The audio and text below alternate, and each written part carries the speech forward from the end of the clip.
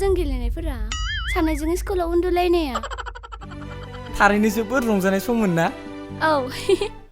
सुवाद नंगौ नङा जाखो नोंगौ सालथे नों जागोनलै होद गोसोफोरखौसो बोरैबा मोनना लांबायलां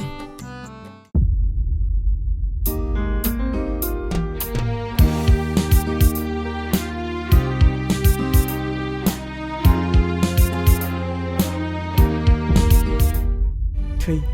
जेबो जायाखैलै आं आथियावसो एसे दुखु मोनदों नों थानायावलाय आं मा जानांगौ नाथाय आं नोंनि मुंखौ बे गोरबोनिफ्राय मालाबा हगारनो हानाय नङा जोमै नों बेफोरखौ मा बुंलाबायदों